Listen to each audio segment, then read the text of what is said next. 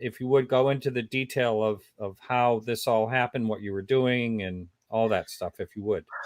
Yeah, like I said, you're like the second person that I've spoken to, or third person. You're the third person.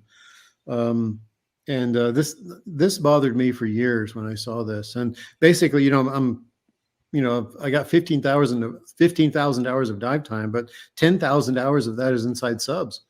Because you can stay in the water 5, 6, 7 hours at a time. And, I've been doing it for 45 years almost. So, I've been piloting a lot of different subs. And, but scuba diving, you're only underwater for, 2 to 3 hours at a time, maybe 1 if you're wearing just a scuba bottle.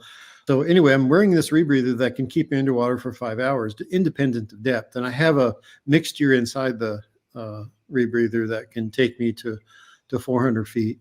And I'm going to go to about 250 feet on the mud flows, which is where all the shrimp mass up in these huge schools. So the Twelva feed on them.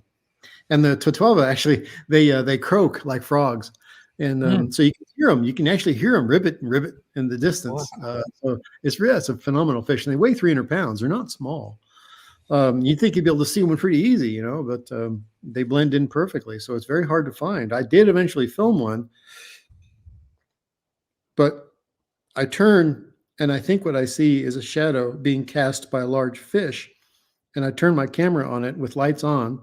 They're 6,000 degree Kelvin lights. So they're very beautiful, bright, white, blue lights, high level lights. And all I get is the snow blindness back.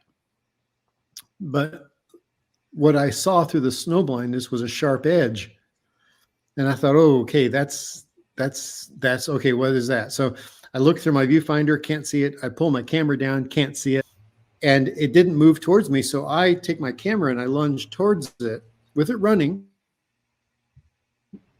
and the lights on. And I've reviewed the footage. You can see the flat face and this weird reflection, but you can't see any detail because the light was reflecting off of this thing like nothing I'd ever seen before.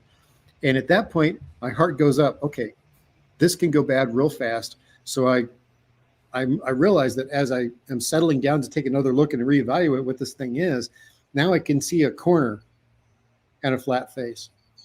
I'm like, this is, at the time I was thinking man-made and probably bad.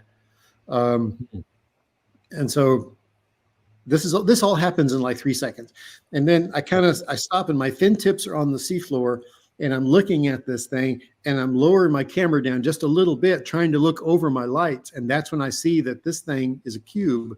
I can see the top of this. It's about 3 feet across and 3 feet deep. And it's a gold, shiny, back illuminated cube. And my heart just went right up on my throat. And I again, like when I saw the giant squid, I had that fear.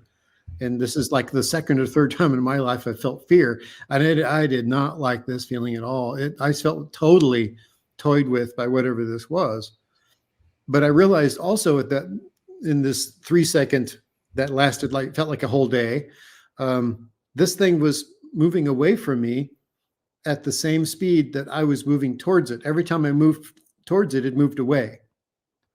So I started to swim towards this thing, and it would maintain its distance away from me absolutely perfectly.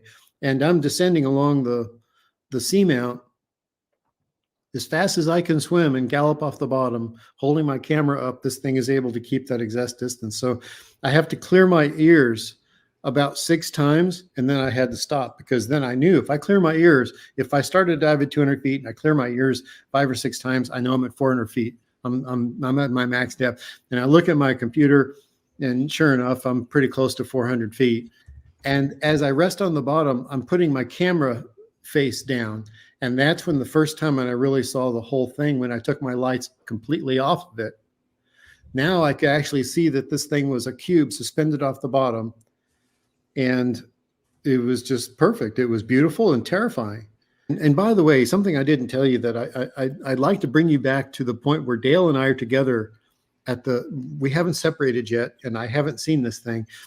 Dale and I started to hear the most remarkable sound I've ever heard underwater. And I've heard submarines, I've heard rock slides, I've heard sand slides, I've heard whales. I mean, I've heard a lot of stuff in the water. The there was a rumbling that was downslope. I'm realizing that that 1 meter cube, the way the speed that it was traveling, which was my swimming speed, and then it bolted away from me relatively quickly. Well, I've filmed point blank whales. I've filmed their eyes, and when they move away from you, or when they move lateral to you, they displace a lot of water when they do that, and the water comes back around it, around the head, in these very powerful vortices, and it creates a suction. So if a whale is right here and a little diver is right here, and the whale moves his head, you quickly go where that whale used to be, and you spin around, and you hang onto yourself because you're in an underwater washing machine. Yeah. When this thing left at a pretty fast speed, it made no such water movement. Of course, I had the presence of mind to do a neurological assessment to myself underwater. The system performed perfectly. I did all the mental computations in my head that I'm used to doing. Everything was working perfectly in my brain. I wasn't breathing a bad mix. And so that's when I realized, son of a bitch, what I saw was real, and I have no idea what it was.